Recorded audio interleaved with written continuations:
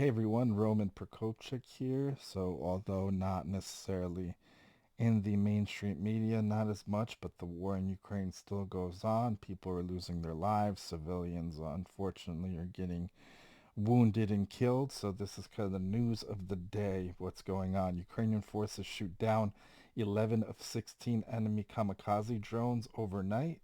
It's been reported, obviously, ferocious fighting for the last few months has been around Bakhmut, and Bakhmut has still been holding.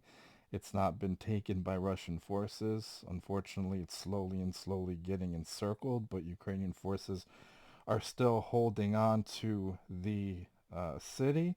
And the Ukrainian Defense Council secretary has stated that Bakhmut is a key point for the Ukrainian military, which it's kind of tough because there's been so many men in Bakhmut in that area lost in the last few months over and over again. I don't obviously have the exact numbers, but the amount of Russians lost in that area has been estimated to be fivefold of that of Ukrainian forces. Some have said up to 30,000 Russian troops. That includes mercenaries from Wagner and so on and so forth. But that is an astronomical number, and it's crazy how, with modern weapons and modern warfare, basically the battle has went back to World War One in terms of kind of trench warfare. So trench and kind of artillery barrages back and forth.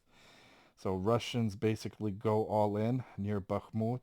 In the battles of Bakhmut Donetsk region, Russian invaders have involved all available capabilities, now trying to penetrate Ukraine's defense on several axes, while in some areas Ukraine's defense forces have partial success. This was announced by the commander of the ground forces, Colonel General Alexander Syrskyi.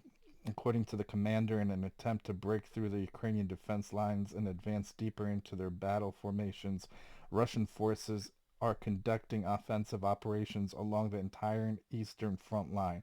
The fiercest battles are raging in the areas of Kremenna, Torsk, Bilohorivka, and Spirne. However, Bakhmut remains the epicenter of the hostilities.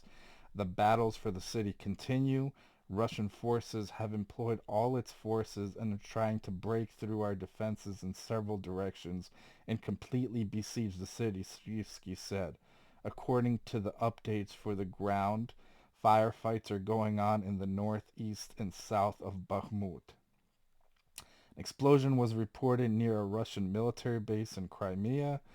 There's been also a strike 100 kilometers behind the border of Russia and Ukraine. So a military base has been hit by a Ukrainian missile strike that's located a hundred kilometers, which is interesting that Ukraine continues to take out elements of the Russian military before they step foot on Ukrainian soil to wreak havoc, obviously, and add to, the battlefield in terms of resources. So Russia reduces the number of warships in the Black Sea to 16. We've seen how much success Russia has had in the Black Sea in terms of their flagship Moskva, Snake Island, in terms of losing that, holding it and losing it, and other situations where the ships were attacked by Ukrainian sea drones and other elements in ports within Crimea. So it's interesting that the number of ships have been reduced as well. And kind of the last 48 hours, what's really going on? Russia's continued to run conscription call-up cycles twice a year since Soviet times. Are actually increasing that. So many 18 to 21-year-old men currently claim exemptions for the draft due to being in higher education. They may actually remove that as well. And, the estimates, obviously, they're just estimates. So don't attack me about, oh, this is fabricated or fiction, so on and so forth. But the losses for Russia at this point in the last few weeks have been almost 1,000 in terms of KA wounded and missing in action, which is crazy. But as of today, 760 additional Russian forces were KIA, wounded, missing in action, which brings that number to 163,000. 3,506 estimated tanks, 6,823 APVs, 13 of which were lost today. 2 tanks were lost today. 13 estimated artillery systems, which brings destroyed, lost, or captured to 2,552. MLRSs, 504 lost, 1 lost today. Anti-aircraft system total 265 lost. Aircraft lost 305. Helicopters 290, which included 1 today. Warships and boats 18. 18 lost, even though Ukraine doesn't have a navy to fight against Russia's navy, but they still managed to destroy 18 naval elements of the Russian Federation. UAVs 2,145 lost. Cruise missiles 907. Vehicles and fuel tanks 5,401. 7 estimated lost today. And then special equipment 255, 58 correction, lost, and one being today. So this, I don't know, in terms of sustainability, it's actually sad.